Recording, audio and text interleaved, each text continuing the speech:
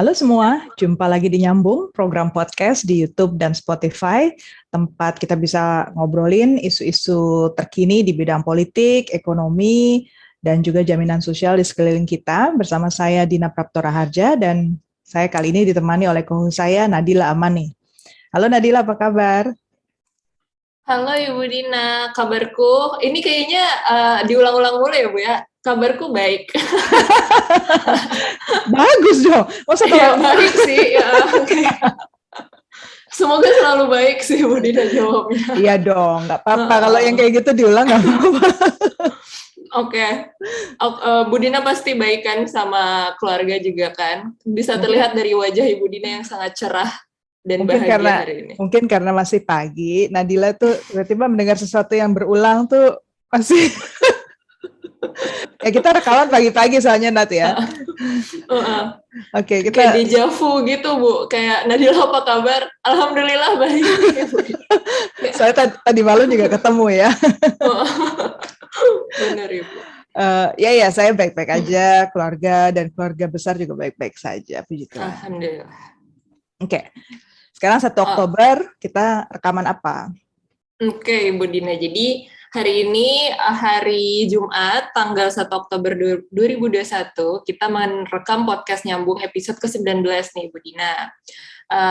Jadi rencananya hari ini kita akan diskusi soal pekerja migran Indonesia ya Ibu ya, atau PMI. Jadi aku pikir berhubung aku lagi terpapar banyak sekali pengetahuan soal PMI sepanjang minggu ini, malah semakin dikasih tahu, malah semakin tahu kalau aku banyak gak taunya Bu Dina. Aku semakin penasaran, oh ternyata selama ini aku gak tahu gitu loh. The paradox of plenty. Gitu Bu Dina. Jadi aku pikir seperti itu, terus kebetulan aku bisa ngobrol sama Bu Dina setiap minggunya. Jadi aku ambil kesempatan ini Bu Dina mungkin untuk tanya-tanya lebih lanjut kali ya sama Ibu Dina ya. Terlebih kan Ibu Dina itu anggota tim ahli BP2MI atau Badan Perlindungan Pekerja Migran Indonesia. Terus Ibu juga terlibat dalam kegiatan pemberantasan TPPO atau tindak pidana perdagangan orang atau human trafficking di Indonesia. Ibu juga sempat juga di ASEAN dari sektor pekerja migrannya juga. Ibu Dina tahun ini mendalami soal pekerja migran sektor sawit dan juga terlibat di Kemenko Marves soal perikanan tangkap di ABK-nya ya Ibu ya. Jadi aku privilege banget Bu Dina bisa ngobrol sama Bu Dina. Intinya itu sebenarnya di dalamnya itu memang banyak ceruk-ceruknya. Jadi kita tidak cukup hanya mendalami satu isu ini setahun, 2 tahun. Akhirnya begitu kita masuk terus harus didalami terus, gitulah intinya Nat. Oke, kita bincang-bincang soal pekerja migran Indonesia ya. Kebetulan minggu ini kita memang sibuk sekali itu isu pekerja migran. Minggu depan juga masih. Minggu depannya lagi masih. Minggu depannya lagi masih. Sampai akhir bulan, sampai awal November juga masih ya Bu? Iya, sampai awal November. Jadi memang kami sedang intensif-intensifnya menangani pekerja migran. Ada sejumlah kegiatan berturut-turut. BP2MI ya, sedikit tentang BP2MI. BP2MI itu dulu dikenal namanya BNP2TKI, mungkin teman-teman lebih familiar. BNP2TKI itu Badan Nasional Penempatan dan Perlindungan Tenaga Kerja Indonesia. Jadi ceritanya sejak ada lahir Undang-Undang Nomor 18 2017 tentang Perlindungan Pekerja Migran Indonesia, itu menggantikan istilah TKI menjadi PMI, Pekerja Migran Indonesia. Jadi sejak Undang-Undang 18 2017 itu berlaku, undang-undang yang sebelumnya soal TKI di nomor 39 2004 itu resmi diganti. Dan nama BP2MI itu sendiri baru tahun 2019-an ya, akhir setahu saya. Jadi tahu nggak kenapa diubah namanya dari TKI jadi PMI? Repot-repot amat ya. Kenapa Ibu Dina? Kan di tingkat internasional kan namanya juga pekerja migran ya, berarti bukan hanya kita yang harusnya melindungi, tetapi juga diakui perlindungannya oleh seluruh negara. Jadi rujukannya perlu internasional. Nah, kalau kata yang digunakan itu tenaga kerja, itu tidak dikenal di tingkat internasional. Itu domestik lah ya istilahnya. Kalau di luar negeri kita menyebutnya pekerja migran ya. Jadi migrant worker Ibu ya, migrant workers, betul. Nah, di tingkat internasional di PBB kan ada konvensinya, namanya UN Convention on the Protection of the Rights of All Migrant Workers and Members of Their Families. Jadi di PBB aja menyebutnya Rights of Migrant Workers and Families ya, keluarganya. Itu tahun 18 Desember 1990. Di ILO, International Labour Organization, juga ada standards on migrant workers. Gitulah kira-kira. Jadi basic dulu ya, siapa tahu bingung ini ngapain BP2MI itu apa ya gitu. Oke, sebelum kita bahas lebih lanjut, terima kasih dulu nih untuk para subscriber yang saya lihat tadi barusan cek nambah terus, asik. Semoga Anda menikmati dan merasa mendapatkan manfaat dari podcast kita ini. Memberi semangat juga buat kami yang setiap minggu menyiapkan materi. Kalau punya ide, jangan ragu-ragu untuk share. Bisa kontak ke saya atau tulis di situlah, dikasih komen ya. Kalau buat yang sudah share, komen juga kasih like. Thank you so much. Nah, oke, sekarang kita masuk ke topik. Hari ini kamu mau tanya apa, Nat? Oke, Ibu Dina, aku sebenarnya lagi intens banget sih Ibu Dina perasaanku sama para pekerja migran Indonesia, karena balik lagi terpapar isunya banget ya Bu Dina ya beberapa minggu terakhir. Lalu kemarin aku sempat juga Bu Dina baca berita bahwa tingkat perdagangan orang di salah satu provinsi tersayang kita di Indonesia, itu di NTT, itu lagi meningkat Ibu. Jadi banyak orang yang dipulangkan pakai peti mati, dan mereka tuh banyaknya dibilang kalau mereka itu adalah para pekerja migran yang tidak terdokumen. Jadi mereka yang keluar Indonesia itu tanpa dokumen, dan itu menurutku itu sangat menyayat hati banget ya Ibu Dina ya. Itu sampai di sana itu sepertinya udah jadi hal yang quote unquote normal, karena banyak sekali PMI non dokumen yang pulang jadi jenazah gitu. Jadi itu sih salah satunya kenapa mungkin aku mau diskusi tentang PMI sama Bu Dina. Terus ditambah aku juga dapat kesempatan ya Bu Dina beberapa bulan yang lalu untuk juga ikut memulangkan PMI kita yang non-dokumen. Jadi dia ditangkap di border karena ternyata perginya perusahaan agensinya itu tidak berdokumen, ilegal. Jadi dia dipulangkan, dia ditangkap di Batam, mau ke Singapura, tapi tertangkap di Batam. Jadi dipulangkan ke daerah asalnya di Malang. Jadi aku sempat ngobrol-ngobrol juga, Bu Dina, aku ngerasa privilege banget. Bisa jalan-jalan nih. Nadila nih juga anggota tim saya di BP2MI, mewakili Sinergy Policies ya. Iya Ibu, aku merasa privilege banget, aku bisa belajar langsung, bahkan aku bisa ngobrol sama para PMI yang sebenarnya apa sih, kayak kita kerjanya dari belakang laptop, tapi akhirnya bisa ketemu sama orang-orang yang harusnya kita bantu gitu kan Bu Dina ya. Jadi mereka tuh cerita kalau misalnya mereka nggak sadar kalau misalnya mereka undocumented, orang disuruh kerja aja, orang ditelepon, disuruh ke bandara, ya nanti tinggal diterbangin. Nggak pernah ketemu orangnya juga sih, siapa yang nyuruh terbang, tapi ya udah dibeliin tiket, ya pergi aja gitu kan. Terus mereka ini juga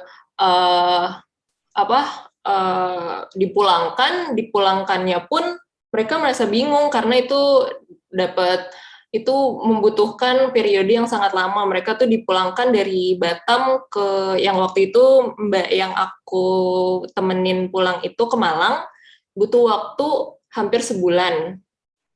Jadi dipindah dari Batam ke Serang, ke Jakarta, ke Surabaya, lalu ke Malang gitu Bu Dina.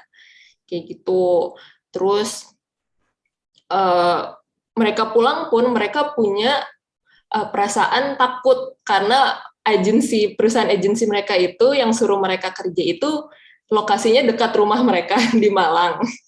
Jadi saat mereka pulang pun itu nggak menjamin keselamatan mereka bahwa mereka nggak akan diusik lagi. Yep. Jadi walaupun udah dipulangkan nih sama negara, dibantu dipulangkan ke rumahnya, tapi bisa aja suatu saat orang-orang dari agensinya mereka itu ngetok pintu mereka untuk kayak, mana kemarin kan udah saya modalin, udah tes PCR, udah dapet tiket pesawat, udah dari Malang ke Singapura, karantina di Singapura berapa hari itu di hotel kan saya modalin. Masa kan nggak mungkin dilepas aja jadi kayak orang nggak kenal gitu kan Ibu Dina. Terlebih agensinya belum diproses sama negara. Seperti itu. Jadi ada kekhawatiran pas aku ngobrol sama mereka seperti itu. Ya kesel nggak, Nat? Dia kesel nggak dipulangin? Yang aku ngobrol sama mereka sih, mereka lebih kebingung sih, Bu. Bingung, oke. Lebih kebingung dan kesel. Kalau dari aku ngobrol sama mereka ya, mereka sih keselnya sama agensinya karena mereka dibilangnya ini legal, ini documented. Tapi kok tiba-tiba saya digerebek terus saya dipulangin, kan saya bingung. Saya kan kepikirannya mau kerja, udah ngabisin berapa waktu karantina, malah dipulangin lagi gitu kan. Itu kan energi sama waktu mereka terbuang, apalagi dipulanginnya prosesnya panjang seperti itu Bu Dina. Gitu. Jadi mereka lebih ke kesal dan bingung ke agensinya. Kayak gitu. Tapi menurutku yang aku lihat juga itu mungkin kurang follow up ya Bu ya. Jadi itu ada kesempatan besar bahwa mereka kalau misalnya mau pergi lagi pun, dikirim lagi pun sama agensinya mereka selanjutnya, itu ya bisa-bisa aja. Karena habis dipulangkan ya udah gitu. Oke. Kayak gitu. Jadi aku mau tanya sih ke Ibu Dina, apakah sebenarnya semudah itu ya Bu Dina untuk para calon PMI ini keluar pergi dari border kita, Ibu, tanpa dokumen dan tanpa tercatat? Aku dengar juga sebenarnya kita bisa bekerja jadi PMI meskipun tanpa KTP ya Ibu ya, di beberapa daerah ya. Kalau misalnya kita mau jadi buruh atau gitu, apalagi bikin KTP kalau di daerah-daerah itu lama sekali Bu Dina. Iya, jadi kalau coba kita sisir dari jenis pekerjaannya ya. Jadi teman-teman yang mungkin berpikir isu pekerja migran itu ada satu konotasi yang miring ya. Selama ini orang bekerja migran itu seakan-akan pekerja tanpa keterampilan, pekerja yang dibayar murah gitu ya. Ada satu konotasi negatif yang melekat pada kata pekerja migran, apalagi dulu waktu namanya TKI ya, orang berpikirnya selalu seperti itu. Apalagi dulu pernah ada kata TKW juga ya, tenaga kerja wanita itu. Nah, coba kita cek jenis pekerjaannya apa. Kalau Mbak yang kamu tangani di Malang, mau kerja apa dia?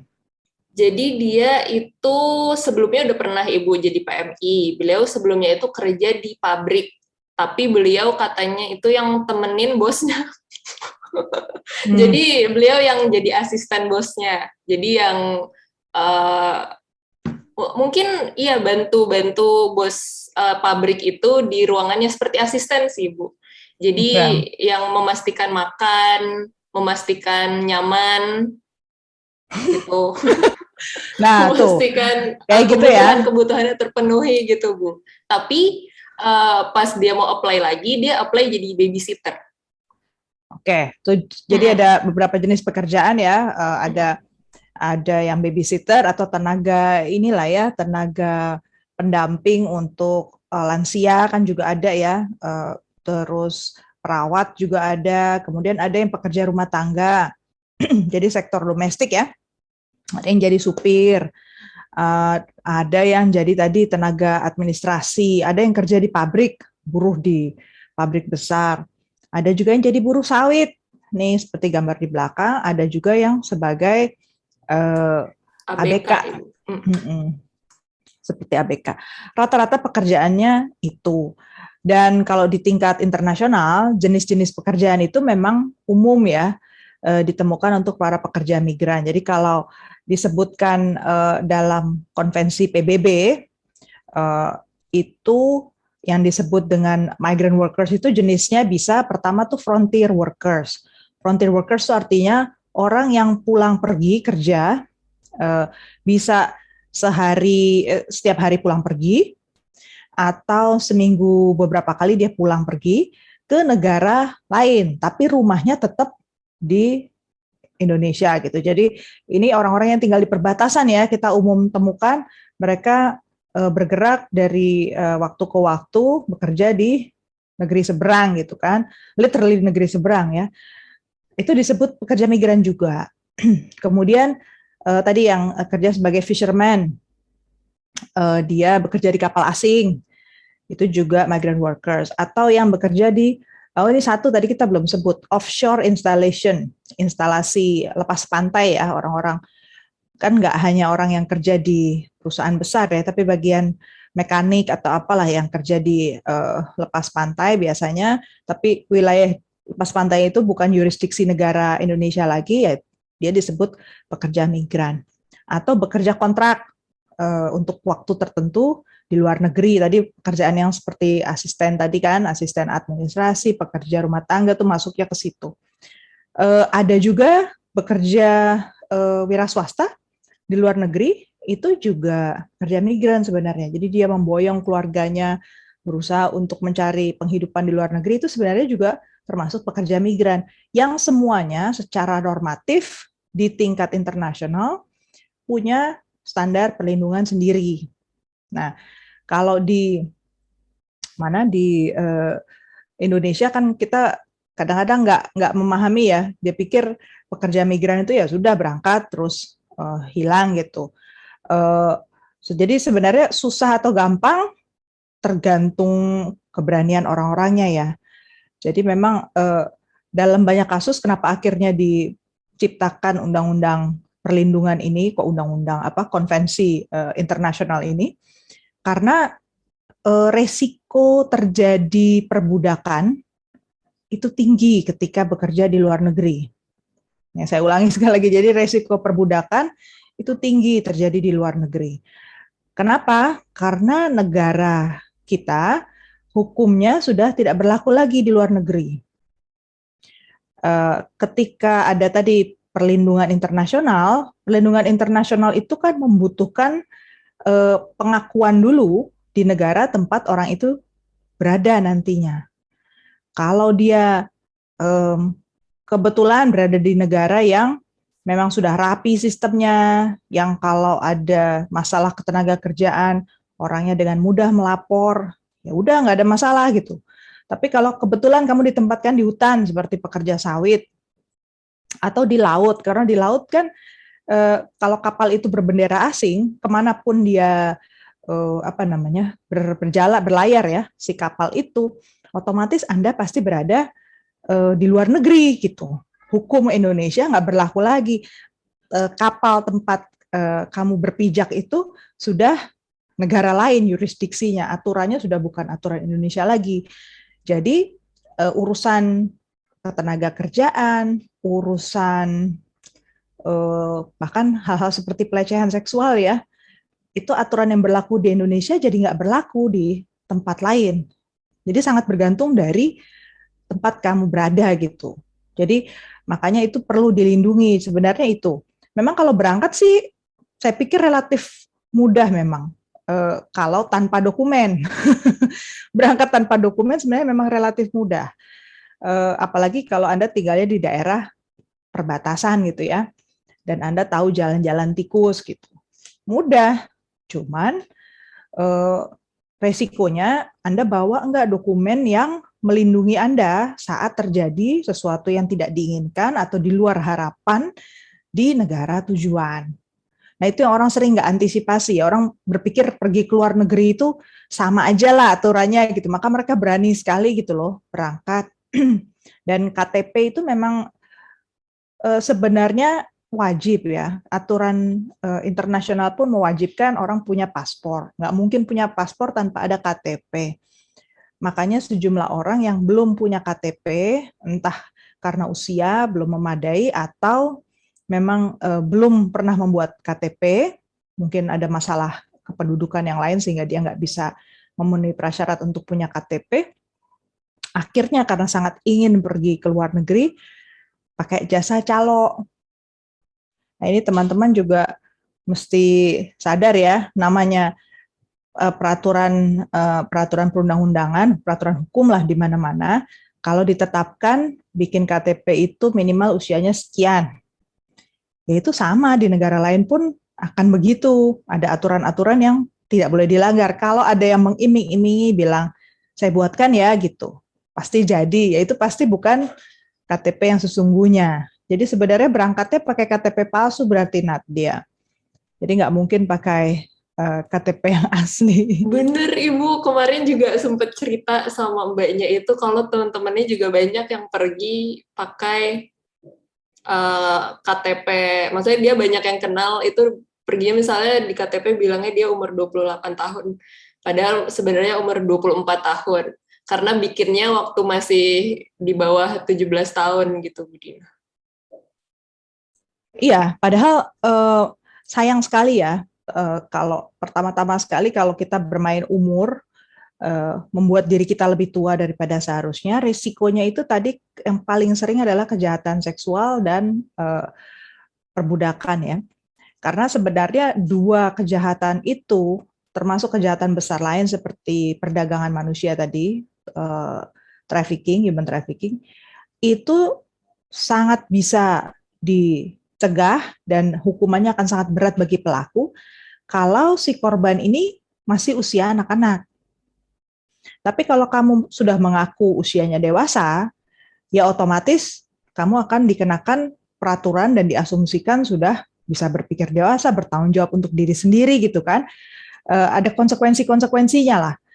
Ini yang kadang-kadang orang berpikir jadi orang dewasa tuh enak ya gitu. Ada konsekuensinya juga jadi orang dewasa, termasuk ketika dia harus berhadapan dengan hukum. Gitu. Jadi memang saya kira masih minim ya sosialisasi atau pengetahuan di Indonesia terkait berangkat kerja di luar negeri itu seperti apa. Kalau sampai misalnya kamu tidak dibayarkan gajinya, si mbaknya itu kan tadi mengeluh ya, kenapa sih agensinya ternyata belum terdaftar? Ya apa namanya, prosedur untuk satu perusahaan itu bisa terus dapat izin itu memang ada aturannya. Bisa jadi perusahaan ini sama sekali belum pernah mendaftarkan, atau sudah pernah mendaftarkan tapi sudah expired izinnya, atau tidak memenuhi syarat-syarat yang ditentukan. Apa salahnya kalau Anda dipulangkan? Karena kalau tidak dipulangkan, dia melanggar hukum saja berani untuk izin, maka dia pasti nggak segan juga melakukan penipuan yang lain terhadap orang-orang yang berangkat. Kan sebenarnya logikanya gitu kan. Sudah terbukti, itu resiko. Ini resiko sebagai orang dewasa kalau kita tahu ada sesuatu yang melanggar aturan, kita ikut di dalamnya, konsekuensinya hukum. Gitu. Jadi masalah ini yang kadang-kadang memang kurang dipahami ya. Jadi kalau Nadila sendiri tahu nggak yang bukan pekerja migran berarti apa saja? Kalau students gitu pekerja migran nggak?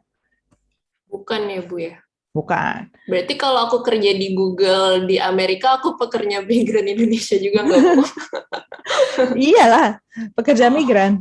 Pekerja migran. Yang bukan itu kalau kamu bekerja sebagai diplomat misalnya. Atau ditempatkan di luar negeri karena kamu bekerja di instansi pemerintah di sini gitu. Karena penugasan. Itu bukan pekerja migran. Atau misalnya kamu bekerja sebagai, kalau Amerika ada program USAID misalnya ya, program bantuan asing gitu kan, dia punya pekerja-pekerja yang ditugaskan bekerja di Afrika misalnya, itu bukan pekerja migran.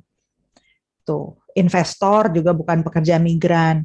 Kemudian refugees atau pengungsi juga bukan pekerja migran. Jadi sampai sejauh ini mudah-mudahan kelihatan ya kenapa akhirnya pekerja migran itu memang rentan sekali dieksploitasi di luar negeri karena situasinya dan kondisi orang itu juga rata-rata masih minim pengetahuan tentang konsekuensi hukum. Setiap negara itu punya aturan hukum yang beda-beda. Jadi hukuman untuk orang yang melanggar hukum juga beda-beda gitu. Kalau teman-teman perhatikan di yang berangkat ke Arab Saudi, dengan yang berangkat ke Singapura, hukumannya juga beda kan? Kalau sampai berhadapan dengan masalah gitu di sana dibawa ke meja hijau. Nah, itu sebabnya makanya sebaiknya berangkat itu membawa dokumen yang diperlukan. Kalau enggak ya sudah terlanjur sampai di sana, mau memulangkan saja repot gitu kan. Dan tadi kamu ceritakan soal jenazah tadi. Soal jenazah itu di NTT dan mungkin di tempat lain juga ya. Setahu saya memang ada daerah yang terbiasa gitulah ya. Kalau bekerja tuh keluar negeri.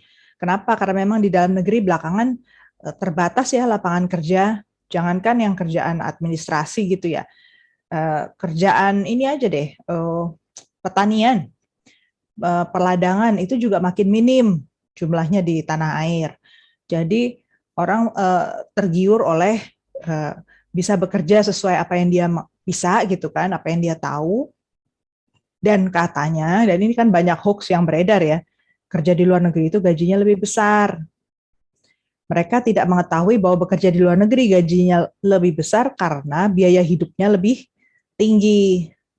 Dan ada satu resiko tadi, belum tentu dibayarkan tepat waktu upahnya itu.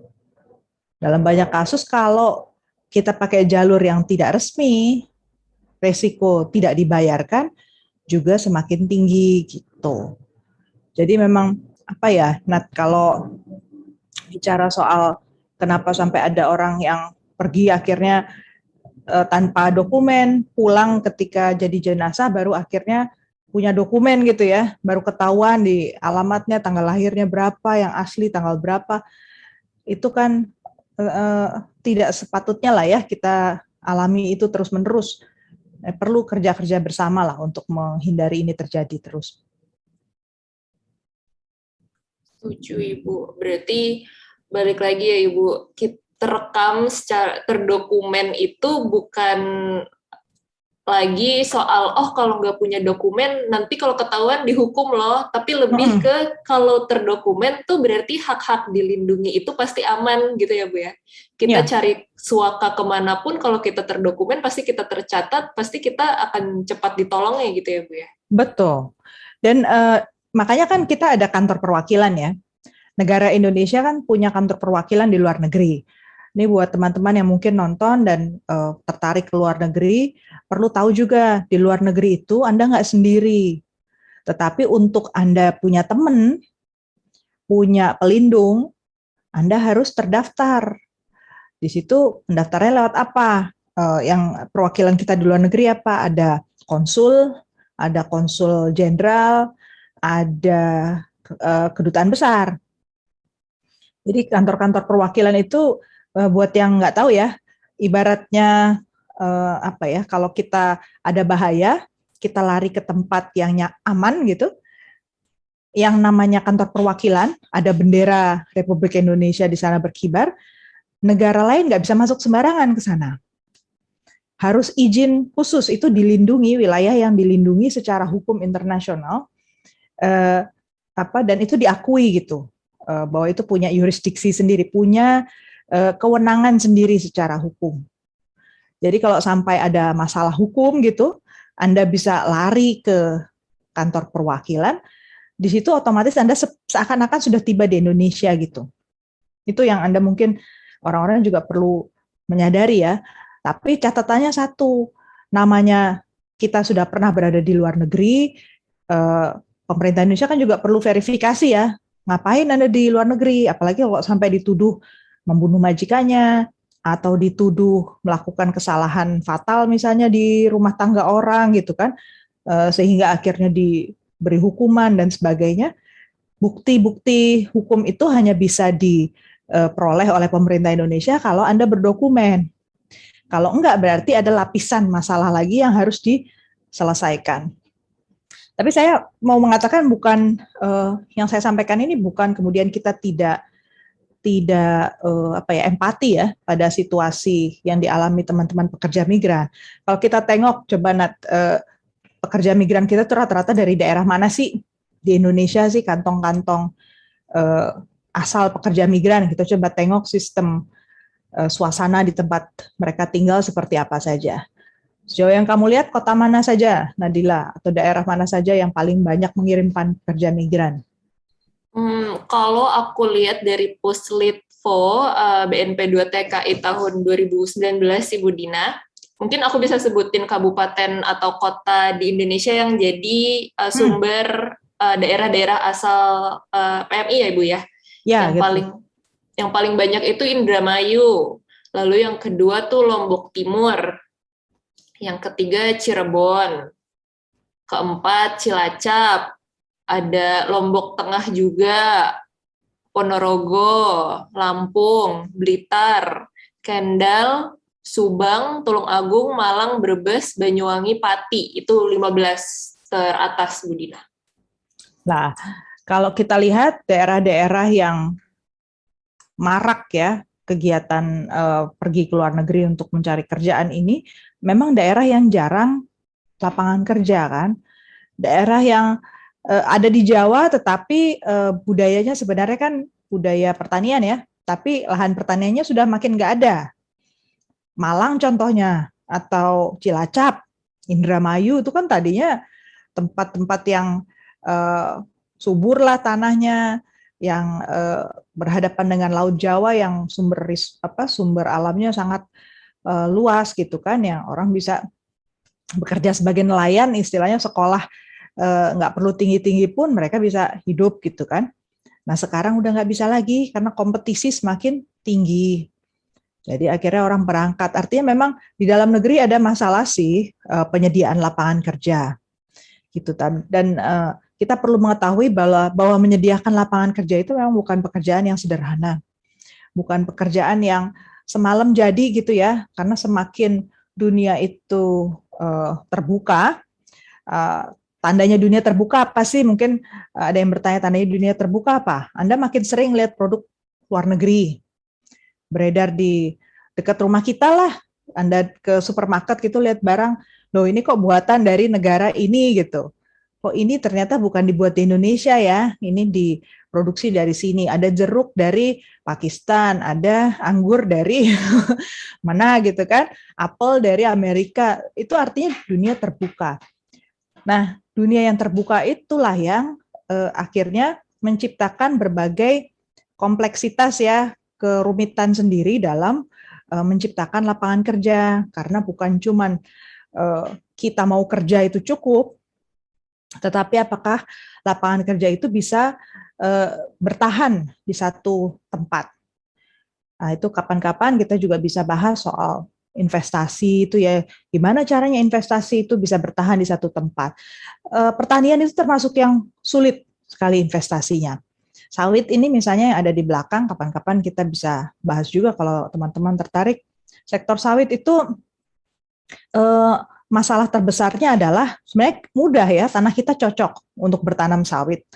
Dan mungkin karena jarang kompetitornya, sawit itu hanya bisa tumbuh di daerah yang ekuator ya, khatulistiwa. Jadi di seluruh dunia itu kalau nggak di Indonesia, Malaysia, itu di ini, yang dan lahannya luas ya, daerah Afrika dan Amerika Latin. Jadi persis yang dilewati oleh khatulistiwa, khas sekali kebutuhan jenis tanahnya. Tapi masalahnya kita nggak bisa sembarangan lagi membuka lahan sawit karena ada kampanye-kampanye global di tingkat internasional untuk membatasi pembukaan lahan baru, bukan hanya untuk sawit, tapi juga untuk yang lain. Nah, sawit ini terkenal kurang ramah lingkungan katanya, karena kalau dia sudah dibuka, ditanam pohonnya, dia akan menyerap semua unsur yang baik dari tanah, sehingga tanah itu kering kerontang dan tandus. Sehingga sesudah beberapa tahun mungkin dipanen, habis itu tanahnya sangat sulit untuk digunakan lagi. Jadi harus ada pengolahan khusus. Nah, kalau orangnya tidak yang mengolah tanah ini tidak cermat, maka yang terjadi adalah kekeringan. Bukan hanya di daerah itu, tapi daerah sekitarnya. Nah, itu misalnya ya, salah satu contohnya. Jadi, Malaysia misalnya yang punya kebun sawit, itu kita perhatikan jumlah lahan sawitnya pun dijaga. Ada terbatas tertentu. Indonesia juga sekarang sudah dilarang buka lahan sawit baru gitu ya. Sehingga kalau teman-teman yang memang keahliannya atau keterampilannya itu di sektor pertanian, ya harus terus dari waktu ke waktu memperbaiki diri ya, mengembangkan diri gitu. Karena memang lahan kerjanya semakin terbatas gitu. Dan kalau kerja di sawit misalnya, resikonya apa? Nah itu kapan-kapan kita bahas juga, bisa satu segmen sendiri soal pekerja migran sawit, resikonya apa. Karena jangan dibayangkan bekerja di ladang sawit seperti ini, gambar di belakang kelihatannya apa, Nat? Suasananya. Subur, rindang gitu ya Bu ya. Subur, rindang ya. Adem. Tapi in the middle of nowhere gitu. Jauh dari mana-mana. Dan namanya hutan sawit itu hutan yang sangat gelap. Betul. Karena tutupannya itu, ya tadi kamu bilang rindang ya. Tetapi kalau kamu betul-betul berada di kebun sawit itu gelap sebenarnya. Kalau suasana gelap, bisa dibayangkan buat orang-orang yang kurang cocok paru-parunya ya, itu bisa ada efek jangka pendek atau jangka panjang, misalnya mengalami tuberkulosis atau TBC, sakit pernafasan gitu. Belum lagi kalau yang bekerjanya di pestisida. Nah, tanaman ini kan karena rimbun ya, banyak gulma ya, banyak tanaman-tanaman pengganggu di sekelilingnya yang ikut menyerap zat-zat dari bumi yang bagus itu, sehingga buahnya menjadi tidak maksimal. Makanya terus di pestisida. Lah, nyemprot pestisida itu kan risikonya ke tubuh. Orang kerja maksimal di ladang sawit untuk pestisida itu nggak bisa dia kerja 8 jam sehari, habis itu paru-parunya. Itu loh. Belum lagi yang pembibitan misalnya, atau yang bagian panen, itu juga risikonya sendiri. Jadi setiap pekerjaan pada dasarnya samalah, mau di dalam mau di luar negeri pasti ada risiko. Pertanyaannya apakah risiko itu dilindungi atau bisa membuat kamu terlindungi atau enggak gitu. Kalau dia di Indonesia aturannya jelas kan, bisa dipantau juga oleh pemerintah lah. Kalau dia kebun sawitnya di negara lain, bahkan yang sekarang katanya ada tren pekerja sawit Indonesia dari Nusa Tenggara Timur dibawanya sampai ke Gabon gitu. Tahu nggak teman-teman Gabon itu di mana? Aku enggak, Ibu. Aku aja enggak. Makanya berapa kali naik pesawat gitu baru bisa sampai ke sana gitu. Berapa puluh jam harus ditempuh baru bisa sampai ke sana. Masih masuk ke dalam hutannya pula kan, bukan di kota gitu. Jadi kita tidak boleh gelap mata ya. Ketika bicara soal lapangan pekerjaan, memang di mana-mana lapangan pekerjaan sulit. Tetapi kalau kita sampai memutuskan untuk berangkat ke luar negeri, berangkatlah secara aman. Itu sih Nadila. Betul Ibu. Dan seperti yang tadi Ibu bilang, kita bicara harus terdokumen ini bukan berarti kita tidak empati Ibu ya, tapi ya ini jadi tanggung jawab negara juga untuk melindungi warga negaranya gitu ya Bu ya. Gimana biar mereka tuh terlindungi juga. Jadi tanggung jawab negara juga untuk memastikan warga negaranya pergi secara terdokumen gitu ya Bu ya. Nah, betul. Nah, itu yang sekarang dibenahi ya. Jadi saya dikasih tugas bersama teman-teman di BP2MI, di Kemenko Maritim, itu merasa betul ini tugas yang tidak sederhana. Sangat rumit karena memang negara harus hadir, tetapi lembaga yang pertama dari segi masyarakatnya sendiri ya, tradisi untuk berangkat ke luar negeri, saya sampai bilangnya tradisi gitu. Yang udah kebiasaan turun-temurun di sejumlah tempat, itu mereka pengen cari kerja di luar negeri. Karena kalau pergi ke Jakarta udah pasti kalah saing, misalnya gitu kan, udah pergi ke luar negeri aja. Itu satu. Kalau hasrat orang tuh lebih besar daripada kemampuan mereka untuk melihat resiko yang kurang baik, berarti itu kan tantangan ya. Kemudian yang kedua, instansi pemerintah yang terlibat dalam perlindungan pekerja migran itu banyak sekali, bukan cuma BP2MI. BP2MI itu malah sebagian besar operasional ya tugasnya, tetapi fungsi regulasi misalnya saat ini masih ada di Kementerian Tenaga Kerja. Kemudian ada Kementerian Kelautan dan Perikanan misalnya untuk nelayan. Kemudian ada juga Kementerian Perhubungan untuk nelayan tapi kapalnya gitu kan. Jadi kalau kita bicara soal perlindungan pekerja migran, menyelaraskan apa yang ada itu memang ternyata lebih rumit daripada yang dibayangkan. Tapi sedang diupayakan ya berbagai cara untuk mendekatkan pemerintah kepada pekerja migran. Sedang coba ditumbuhkan terus bagaimana caranya agar secara sistematis muncul sambut bola lah ya istilahnya. Jadi pemerintahnya yang datang ke para pekerja migran untuk kalau memang daerah situ itu apa namanya daerah sana memang terbiasa untuk berangkat ke luar negeri, ya berarti harus ada sistem yang baik gitu kan. Nantilah kapan-kapan mudah-mudahan kalau hasilnya sudah jadi kita bisa share ya. Tapi ini pekerjaan saya mulai aja 2020 ya, ngajak Nadila kemarin 2021. Dan saya tahu tim Satgas di BP2M ini sudah mulai dari 2019 akhir lah. Saya baru masuk di 2020.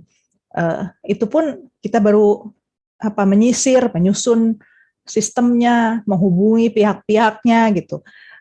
Karena sekarang dari Undang-Undang 18 itu 2017 sebenarnya penanggung jawab yang penting juga bukan hanya pemerintah pusat, tapi pemerintah desa dan kabupaten kota.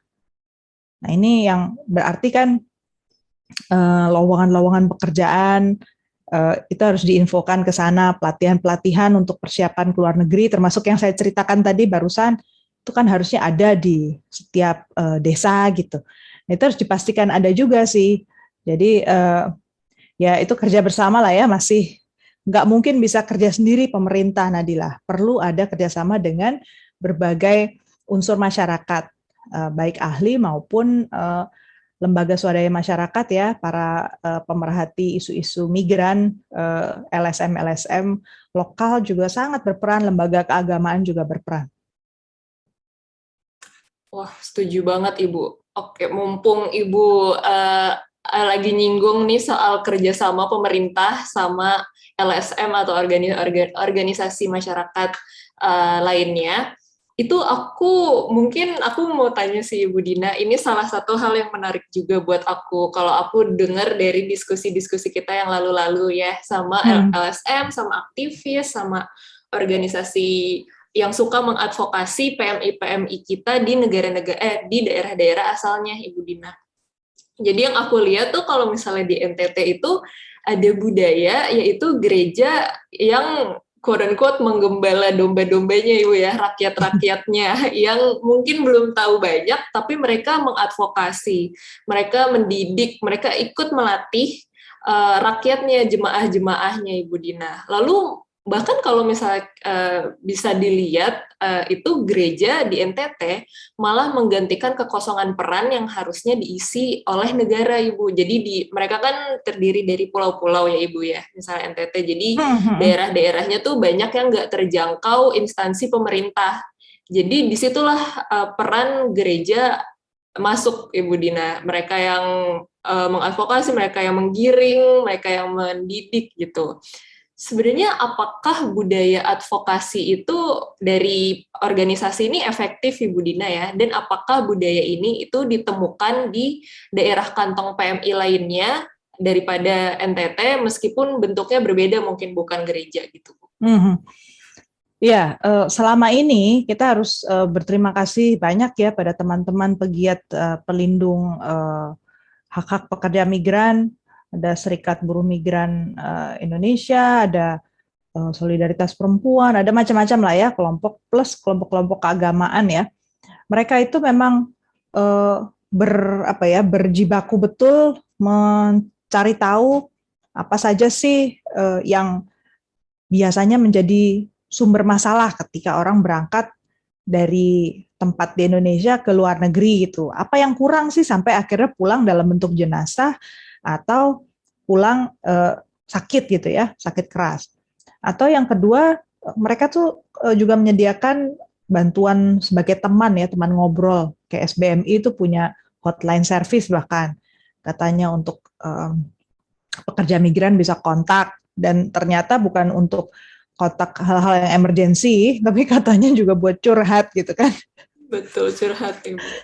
Jadi, nah tapi juga ada lembaga-lembaga keagamaan seperti di NTT, juga di Batam ya, gereja, itu dia terlibat dalam kegiatan kemanusiaan, terutama buat mereka yang terlanjur pulang dalam peti jenazah atau sakit keras gitu. Mereka lah yang yang jadi bahkan bermasalah di negara penempatan nih Ibu, yang nggak bisa pulang jenazahnya itu ya. Iya. Jadi apa namanya? Memang negara itu masih, terutama di daerah ya. Kan tadi saya bilang nggak mungkin juga dalam situasi yang sangat tadi ya, sangat kompleks di daerah kayak NTT misalnya, itu kan kepulauan ya.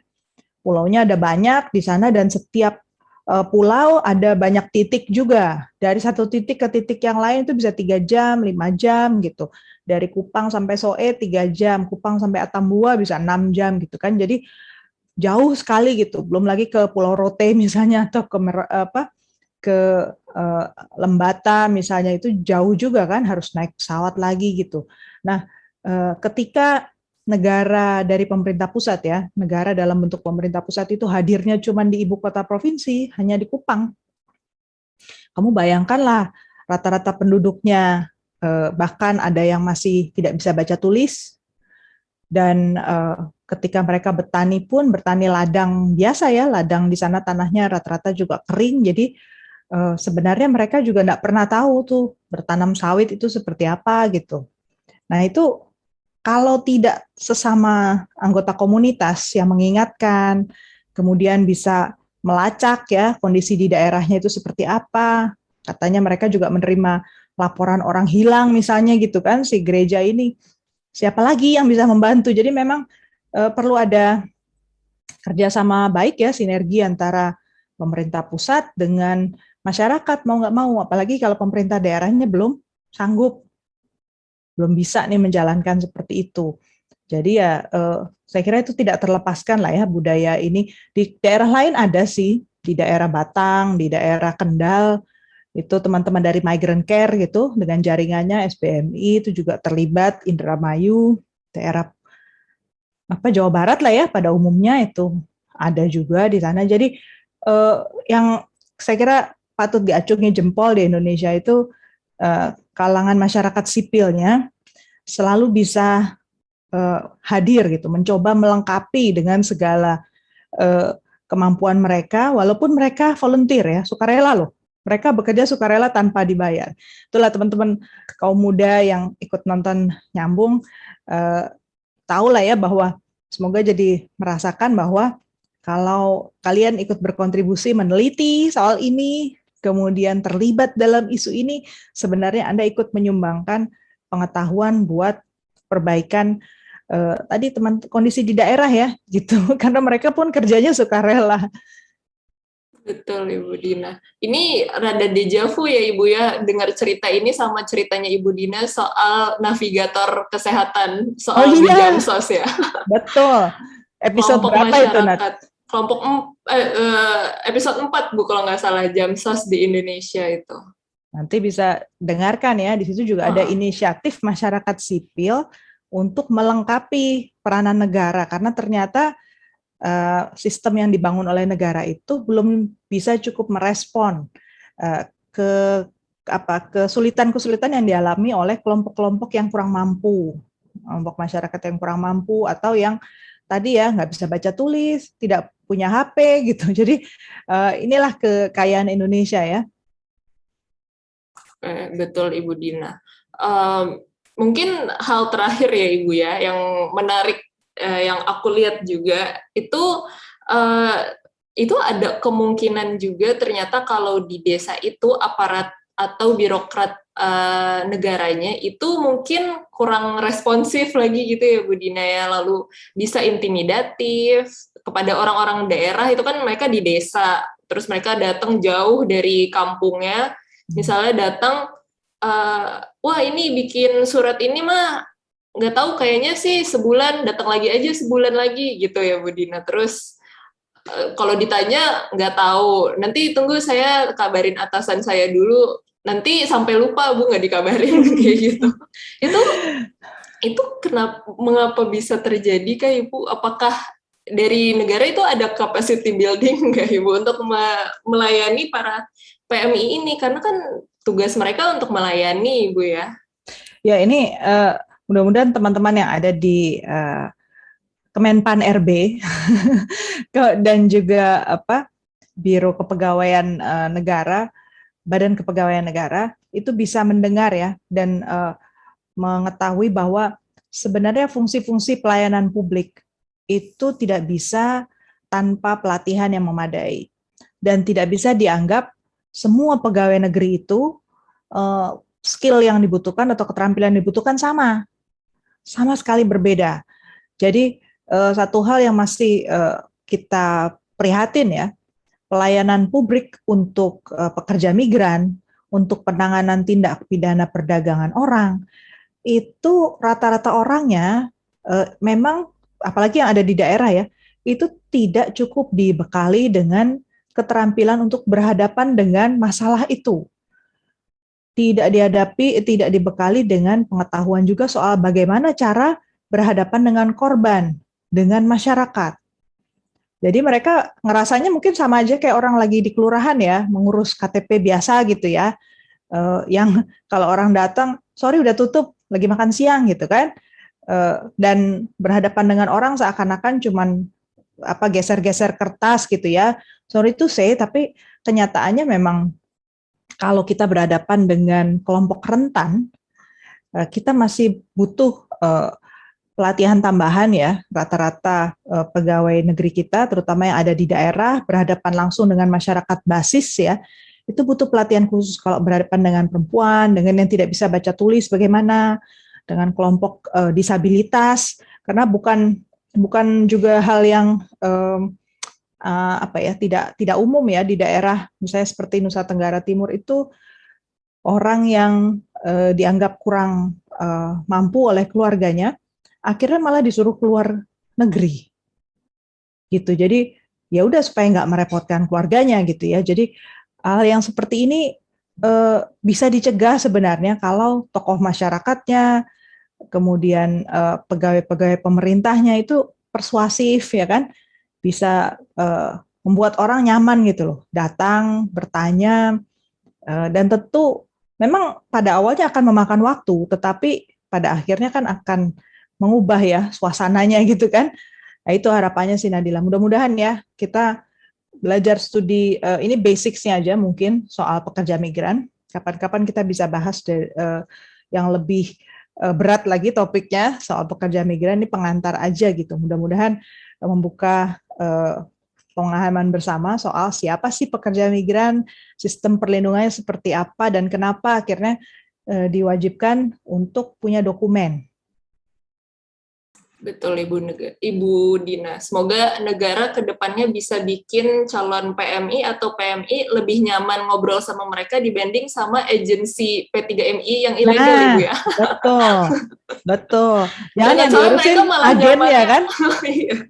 Mereka yang nyamannya jadi curhat ke agen-agen ilegalnya. Ya gimana nggak